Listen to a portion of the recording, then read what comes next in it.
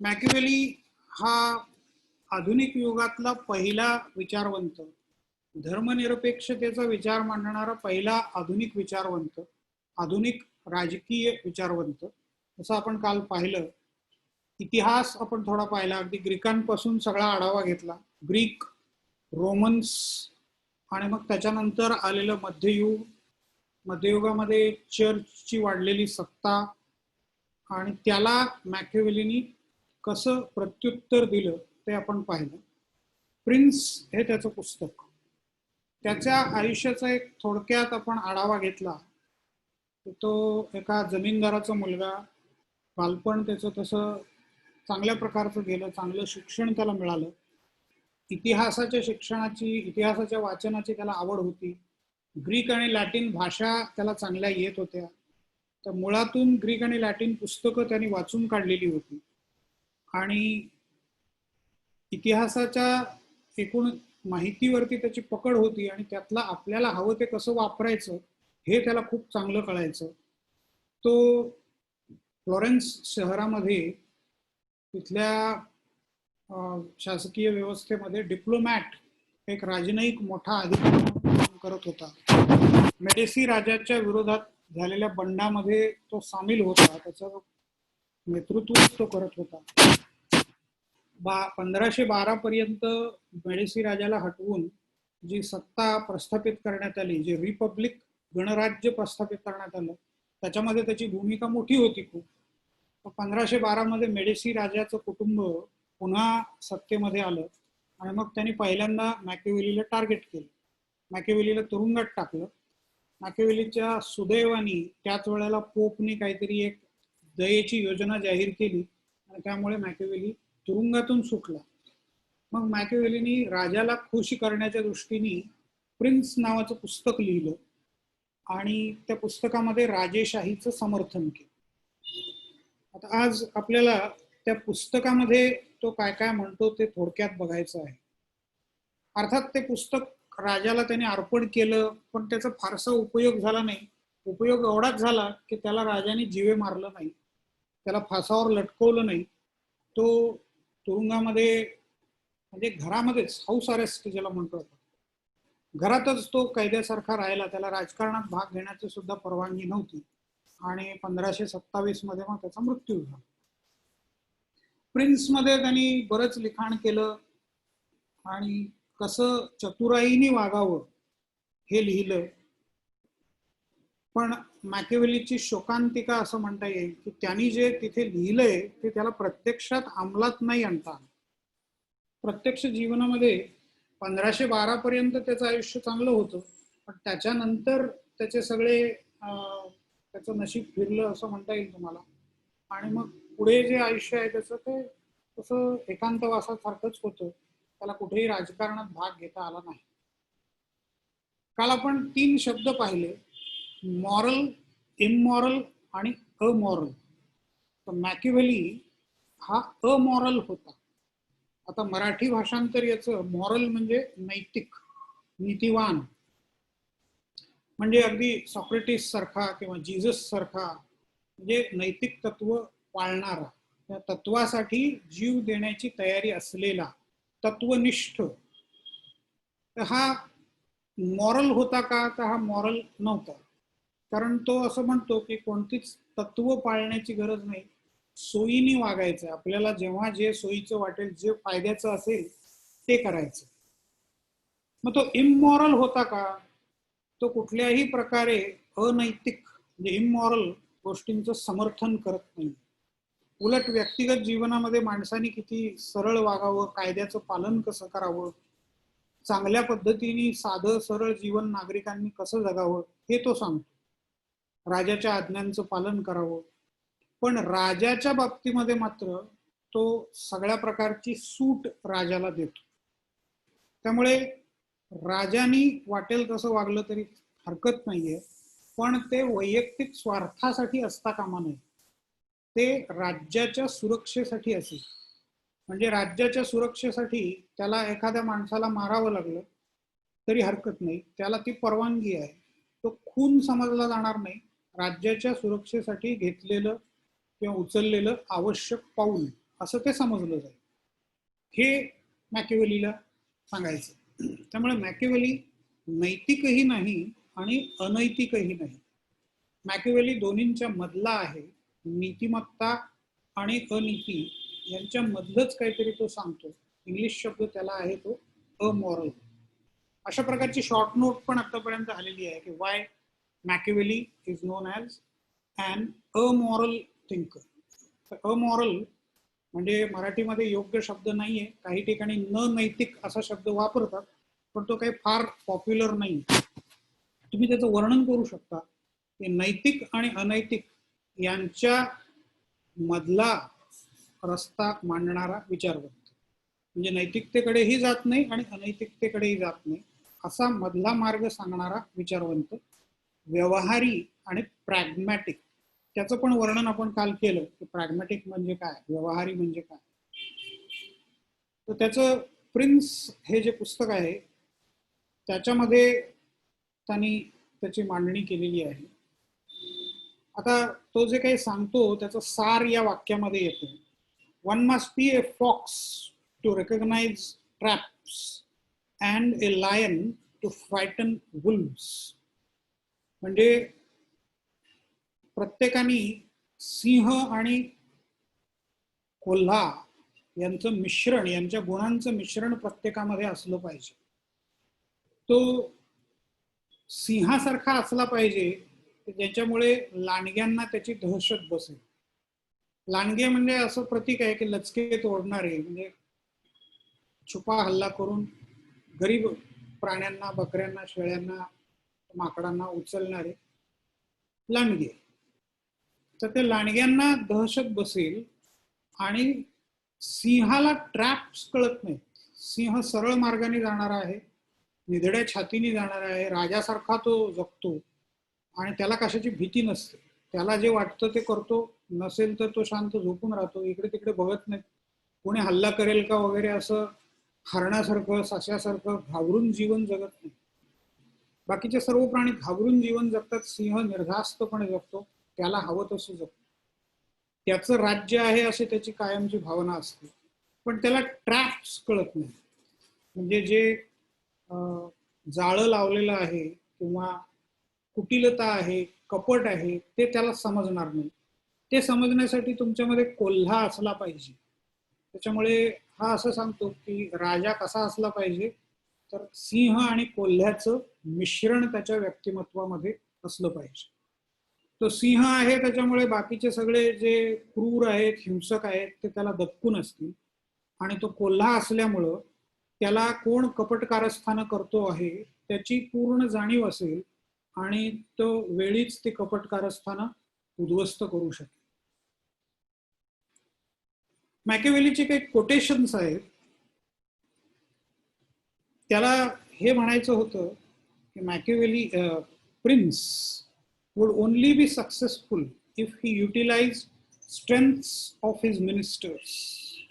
म्हणजे आपले जे मंत्री आहेत, आपल्या बरोबरचे जे सहकारी आहेत, त्यांचे गुण काय आहे ते राजाला माहीत असले पाहिजे आणि कोणाला कसं वापरून घ्यायचं ते त्याला कळलं पाहिजे. जी अप्रिय कामं आहेत, वाईट निर्णय आहेत, ते राजाने स्वतः कधी डिक्लेअर करू नये. तुम्हाला काही संदर्भ आजच्या राजकारणातले समजत जातील त्याच्यातून. चांगल्या गोष्टी आहेत ते पुढे येऊन राजाने स्वतः डिक्लेअर कराव्यात, पण काही अप्रिय गोष्टी असतील तर त्या मात्र आपल्या मंत्र्यांना सांगाव्यात, आपल्या हाताखालच्या लोकांना सांगाव्यात. ते बदनाम झाले तरी चालतील, राजा बदनाम होणार नाही.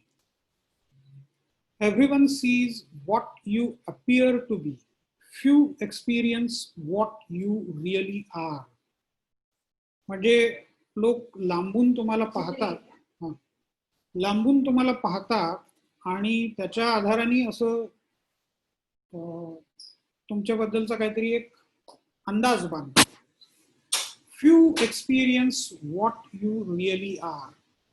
एखादा माणूस कसा आहे तो प्रथमदर्शनी तुम्हाला नीटसं समजत नाही. त्याला फक्त पाहून त्याच्याबद्दल अंदाज करणं हे पूर्ण चुकीचं आहे, हे मॅकिवेलीचं म्हणणं आहे. त्याचा एक्सपिरियन्स तुम्ही घेतला पाहिजे, अनुभव घेतला पाहिजे. That is feel. You must have close experience with that particular person. म्हणजे त्याच्याशी वेगवेगळ्या प्रकारे डील करून मग तुम्ही ठरवा की तो कसा आहे. Nature creates few main brave, industry and training makes many. म्हणजे नैसर्गिकरित्या शूरवीर असे फार थोडे असतात, पण बाकीच्यांना तसं होता येणार नाही असं नाही. तर बाकीचे सतत कष्ट करून, इंडस्ट्री त्याला म्हणतो आपण, आणि विशिष्ट प्रशिक्षण घेऊन तेवढेच शूरवीर किंवा धाडसी होऊ शकते. There is no other way to guard yourself against flattery than by making men understand that telling you the truth will not offend you. मोठ्या माणसांचा हा एक मोठा प्रॉब्लेम असतो. माणूस एकदा मोठा झाला की त्याला अप्रिय गोष्टी कोणाकडून ऐकायच्या नसतात.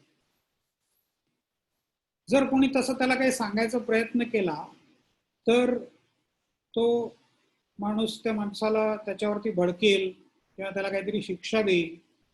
मग असं वातावरण असल्यानंतर लोक असं म्हणतात की आपण खरं कशाला बोलायचं, आपण फ्लॅटरी म्हणजे खोटं कौतुक करून टाकूया. इंदिरा गांधींच्या बाबतीमध्ये, पंतप्रधान इंदिरा गांधींच्या बाबतीमध्ये असंच घडलं असं मानलं जातं, असं काही जण म्हणतात. इमर्जन्सीच्या वेळेला त्यांना रिपोर्ट्स असे देण्यात आले, त्यांचे सीबीआयचे अधिकारी असतील, आयबीचे अधिकारी असतील, इंटेलिजन्स ब्युरोचे,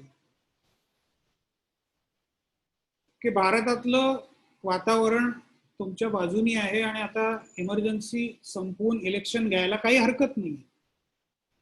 आता हे फ्लॅटरी होती. खरं जे काही आहे ते सांगितलं गेलेलं नव्हतं. कारण का, तर खरं सांगितलं तर आपली नोकरी जाईल ही भीती त्या अधिकाऱ्यांना असेल. त्यामुळे त्यांना जे वाटलं ते सावधपणे त्यांनी सांगितलं. त्याच्या आधारावर इंदिरा गांधींनी निवडणुकीचा निर्णय घेतला आणि मग त्या निवडणुकीमध्ये त्यांना पराभवाला सामोरं जावं लागलं. So there is no other way to guard yourself against flattery. कोणी तुमचं खोटं कौतुक करतंय त्याच्यापासून जर वाचायचं असेल तुम्हाला, तर तुम्ही माणसांना हा विश्वास द्या की तू मला काहीही सांगितलंस, खरं जे काही आहे तसं सांगितलंस तर मला काही त्रास होणार नाही किंवा मी तुला शिक्षा देणार नाही याची खात्री त्याला वाटली पाहिजे. Never attempt to win by force what can be won by deception. आता हे खरं मॅकिवेलियन टेक्निक आहे. म्हणजे बळाचा वापर कमीत कमी करायचा. डिसेप्शन म्हणजे फसवाफसवी. तर बळाचा वापर करण्यापेक्षा फसवाफसवी करून आपल्याला जे हवं ते साध्य करायचं. म्हणजे पाकिस्तान आपल्या बाबतीत जे काही करतंय ते एक प्रकारे मॅकिवेलियन टेक्निक आहे. त्यांना माहिती आहे की उघडपणे जर लष्करी सामना झाला, युद्ध पुकारलं, तर भारताबरोबर आपण लढू शकत नाही. अनेक वेळेला त्यांचा पराभव झालेला आहे. म्हणजे 3 मोठे पराभव त्यांनी सहन केलेले आहेत, स्वीकारलेले आहेत. तर त्यांना हे माहीत असल्यामुळे ते आता त्या वाटेला जातच नाही. तर ते दहशतवादाच्या मार्गाने जाताना दिसतात, खोट्या नोटा पाठवताना दिसतात, आंतरराष्ट्रीय स्तरावरती वेगवेगळ्या अपप्रचार भारताच्या विरुद्ध करण्याचा प्रयत्न करतात. म्हणजे हा डिसेप्शनचा मार्ग ते निवडताना दिसतो. So never attempt to win by force what can be won by deception. He who wishes to be obeyed must know how to command. म्हणजे राजाला लोकांना आज्ञा कशा द्यायच्या, कमांड कसं करायचं ते कळलं पाहिजे. आज्ञा योग्य प्रकारे दिल्या तर आज्ञेचं पालन सुद्धा योग्य प्रकारे होतं. Wisdom consists of knowing how to distinguish the nature of trouble and in choosing the lesser evil. Wisdom आता बऱ्याच गोष्टी आहेत, बरेच एकसारखे शब्द आहेत. अगदी डेटापासून तुम्ही सुरू करू शकता.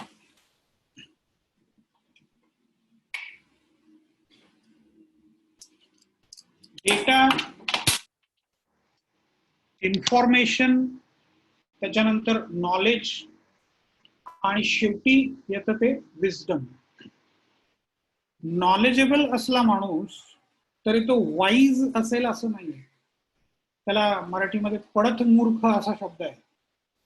म्हणजे एखादा पुस्तकी ज्ञान प्रचंड आहे, माहिती प्रचंड आहे, पण त्या माहितीचा वापर कसा करायचा, योग्य प्रकारे कसा करायचा, आपला फायदा झाला पाहिजे, लोकांचंही नुकसान नाही झालं पाहिजे, याला विजडम असं म्हणतात.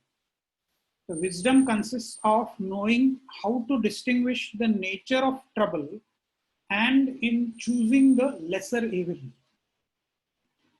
म्हणजे समोरचा प्रश्न काय आहे, त्याचं स्वरूप काय आहे ते तुम्हाला समजलं पाहिजे.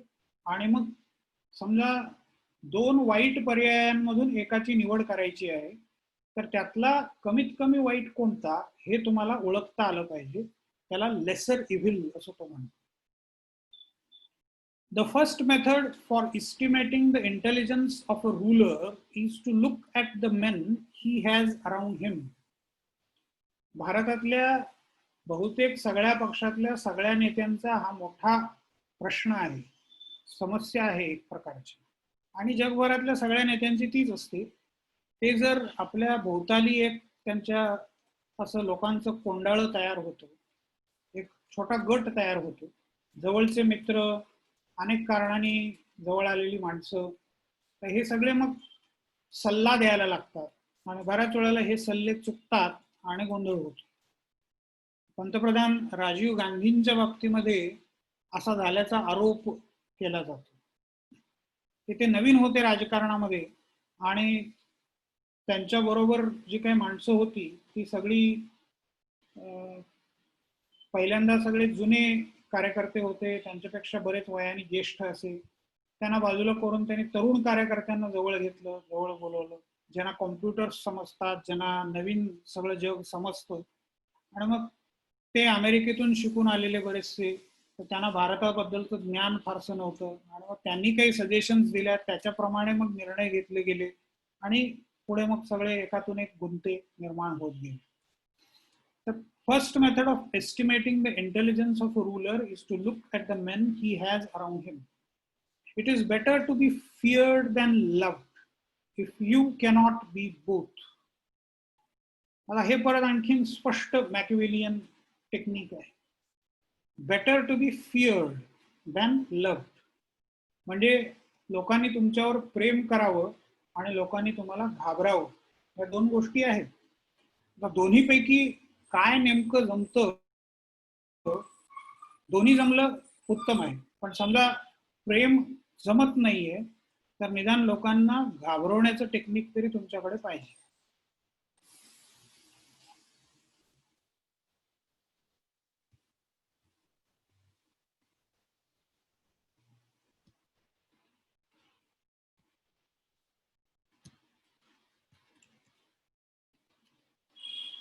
एकच मिनिट.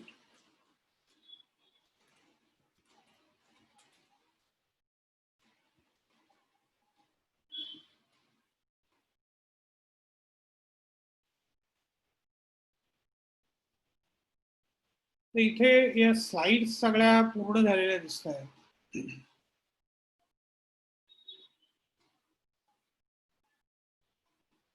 आता मॅकेवेली संबंधाने आणखीन काही चर्चा आपल्याला करायची आहे. राजा कसा असावा, आदर्श राजा कसा असावा. पहिला मुद्दा तर आपण पाहिला स्पष्टपणे की त्याचा धर्मावरती विश्वास नाही, ईश्वरावरती विश्वास नाही, चर्चला बाजूला करा, पण लोकांना धर्माच्या विरुद्ध काही सांगायचं नाही. लोकांच्या भावना धर्माच्या जशा आहेत तशाच असू द्या, त्या बदलण्याचा कुठल्याही प्रकारे प्रयत्न करायचा नाही.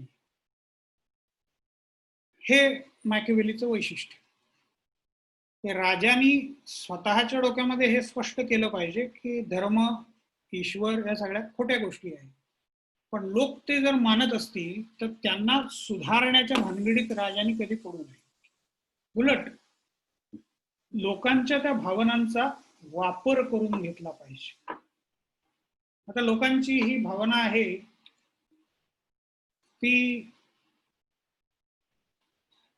ईश्वर आज्ञा देतो, ईश्वर, राजा हा ईश्वराचा प्रतिनिधी आहे, राजाचं ऐकलं पाहिजे, ठीक आहे, असू देत, तसंच राहू देत.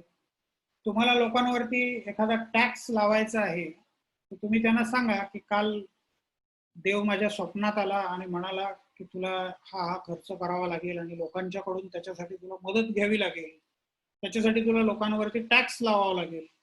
म्हणजे देवाच्या नावाने तुम्हाला जे काही करायचं ते करा, देवाचं नाव वापरून घ्या, पण देव मानण्याची गरज नाही.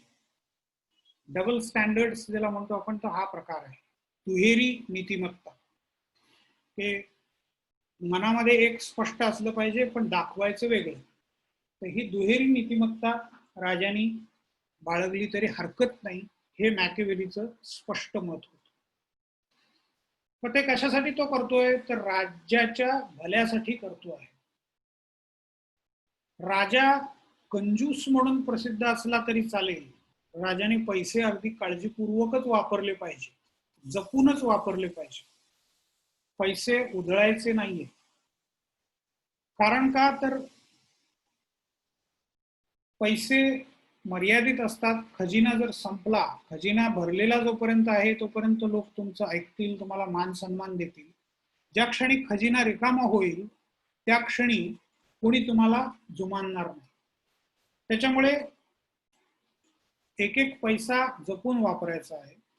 हा, जिथे काही लोकांना खुश करायचे, काही धार्मिक ठिकाणाला काही देणग्या द्यायच्या, तर ते सरळ हाताने त्या द्या, पण एरवी खजिना भरलेला राहील याची काळजी त्यांनी घेतली पाहिजे. मग लोकांनी आरोप केला तरी चालेल, लोकांनी शिव्याशाप दिले तरी चालतील की हा कंजूस आहे, हरकत नाही. शत्रूचा नायनाट कसा करावा, कालही आपण पाहिलं की मुळापासून शत्रू संपवायचा आहे. आणखीनही तो वर्णन करतो की तुमचा एखादा शत्रू आहे तर त्याला तुम्ही स्वतः मारायचं नाहीये, त्याचा काटा तुम्हाला काढायचा आहे, तर दुसऱ्याला कोणाला तरी मध्ये घ्या, त्याला संपवा. त्याला मारल्यानंतर त्याच्या घरी जा, त्याचं बायका मुलं असतील त्यांचं सांत्वन करा, त्याच्या मुलाला भरपूर मदत करा, त्याला चांगलं शिक्षण द्या, त्याला तुमच्या दरबारामध्ये घेता आलं तर घ्या, त्याच्याकडे क्षमता असेल तर. म्हणजे जेणेकरून त्याला अशी शंका सुद्धा येणार नाही की याच माणसाने माझ्या वडिलांना मारलं. जरी त्याला तसं कोणी सांगितलं तर तो उलटा म्हणेल की असं राजा करणं शक्य नाही. एवढी त्याची तुम्ही खातिरदारी करा, कारण तुमचं वैर त्या माणसाशी होतं, ते संपलंय, आता वैर वाढवण्यात अर्थ नाही. त्याचं एक प्रसिद्ध वाक्य आहे मॅकियावेलीचं की माणसं एखाद्या वेळेला वडिलांचा मृत्यू विसरतात पण संपत्तीची केलेली लूट कधीच विसरत नाही. त्याच्यामुळे त्याच्या संपत्तीला धक्का लावू नका, त्याला कुठलाही बाकीचा त्रास देऊ नका. तुमचा काटा तुम्ही काढून टाकलेला आहे, तर त्याच्याशी चांगले संबंध ठेवा, ते तुमच्या फायद्याचं असेल. कोणावरही विश्वास कधीही ठेवायचा नाही, हे राजाचं कायमचं तत्व असेल. परराष्ट्र धोरणाच्या बाबतीमध्ये अत्यंत आक्रमक परराष्ट्र धोरण अवलंबायला तो सांगतो. आता इथे कौटिल्यासारखंच हे धोरण आहे. कौटिल्याचा एक सिद्धांत होता, त्याला तो मंडल सिद्धांत असं म्हणतो, की ए आणि बी ही दोन राज्य आहेत. तर ए आणि बी याच्यामध्ये ए हा बीचा शेजारी आहे, तर शेजारी राष्ट्र हे शत्रू राष्ट्र. कारण का, तर शेजारीच तुमच्यावरती हल्ला करू शकतो. त्यावेळेला हवाई दल हा प्रकार नव्हता, एअरफोर्स हा प्रकार नव्हता, त्याच्यामुळे आयदर पायदळ किंवा मग शक्य असेल तर नौदल, ते पण फार काही विकसित नव्हतं, आरमार त्याला म्हणतो. त्याच्यामुळे हल्ला करू शकणारा कोण असेल तर शेजारीच असणार आहे. अमेरिका इराकवरती हल्ला करते किंवा व्हिएतनामवरती हल्ला करते, हे आत्ताच्या युगामध्ये शक्य आहे, तेव्हा ते शक्य नव्हतं. त्यामुळे सगळ्यात मोठा शत्रू कोण, तर शेजारी. त्यामुळे ए आणि बी हे एकमेकांचे शत्रू असते. सी, आता बीचा शेजारी आहे सी, तर ए नी बीशी शत्रुत्व स्वीकारायचंय आणि सीच्या बरोबर मात्र मैत्री करायची. कारण शत्रूचा शत्रू तो आपला मित्र. कारण बी आणि सी शेजारी शेजारी आहेत, त्याच्यामुळे ते याच्या सिद्धांताप्रमाणे कोण असतील तर ते शत्रू असतील. त्याच्यामुळे बी आणि सी यांचं शत्रुत्व आहे, ए आणि बी यांचं शत्रुत्व आहे. तर ए आणि सी नी मात्र मैत्री करायची, म्हणजे ए नी सी शी मैत्री करायची. जमलं तर बी ला संपवून टाकायचं. आता काय होईल, ए आणि बी एकत्र झाले, म्हणजे एचा बीचा सगळा भाग ए नी गिळंकृत केला, ए आणि बी एकत्र झाले आणि मग त्यांनी मिळून सी वरती हल्ला करायचा. कारण आता सी शेजारी झाला म्हणजे सी शत्रू झाला. म्हणजे राजांनी सतत विस्तार करण्याचा विचार करत राहिलं पाहिजे, आक्रमक असलं पाहिजे, साम्राज्यवादी असलं पाहिजे, संपत्ती गोळा करणं, संपत्ती वाढवणं याच्याकडे राजांनी कायमचं लक्ष दिलं पाहिजे, हे राजाचं मॅकिवेलीचं म्हणणं होतं. आता मॅकिवेली या प्रकारच्या सगळ्या सूचना का करतो? राजाला आक्रमक, हिंसक, फसवाफसवी करणारा आंतरराष्ट्रीय राजकारणात तरी असं व्हायला का सांगतो? तर त्यावेळची परिस्थिती कारणीभूत आहे. त्यावेळची परिस्थितीच तशी होती. खुद्द मॅकिवेलीला जो काही अनुभव आलेला होता त्याच्यानंतर त्यांनी लिहिलेलं हे पुस्तक आहे, हे पण लक्षात ठेवा. कदाचित परिस्थिती वेगळी असली असती तर मॅकिवेलीचं लिखाणही बऱ्यापैकी वेगळं झालं असतं. मॅकिवेली आजच्या युगामध्ये जन्माला आला असता तर कदाचित आणखीन काही वेगळं लिखाण त्यांनी केलं असतं. तर मॅकिवेलीला आजच्या मोजमापानी बघून चालणार नाही. त्याच्या परिस्थितीत त्यांनी जे काही केलं तर त्याचं ते योगदान मोठं काय आहे, धर्म आणि राजकारण एकमेकांपासून वेगळं करणं, हे मॅकिवेलीचं महत्वाचं योगदान आहे. त्याच्या पलीकडे राजेशाहीचं महत्व स्पष्ट करणं, बुद्धिप्रामाण्यवादाचा विकास करणं, बुद्धिप्रामाण्यवादाचा पुरस्कार करणं, लोकांना भविष्याच्या बद्दल एक दृष्टी देणं, त्यांची दृष्टी साफ करणं, गोंधळातून त्यांना बाहेर काढणं, ही सगळी मॅकिवेलीची कॉन्ट्रीब्युशन्स आहे. बाकी त्याला जे काही फसवाफसवी करावी लागली, एकदा राजाच्या बाजूनी पुस्तक लिहायचं, एकदा राजाच्या विरोधात पुस्तक लिहायचं, हे त्यावेळच्या विशिष्ट परिस्थितीचा परिणाम होता. त्याच्यात त्याचा फार काही दोष आहे असं म्हणता येणार नाही. मॅकिवेली हा पहिला विचारवंत. त्याचे राज्यासंबंधीचे विचार आपण पाहिले. राज्य हे सर्वश्रेष्ठ असावं हा मॅकिवेलीचा मुख्य मुद्दा आहे. सामान्य माणसाबद्दल तो अविश्वास व्यक्त करतो, सामान्य माणसाला फारशी किंमत देत नाही, त्यांनी केवळ राजाच्या आज्ञांचं पालन करावं हे त्याचं म्हणणं आहे. आता इथे आपली मॅकिवेली संबंधीची चर्चा पूर्ण होती. तुम्ही किती जणांनी, मी आधी जी सांगितली ती बीबीसीची फिल्म किती जणांनी पाहिली तुमच्यापैकी?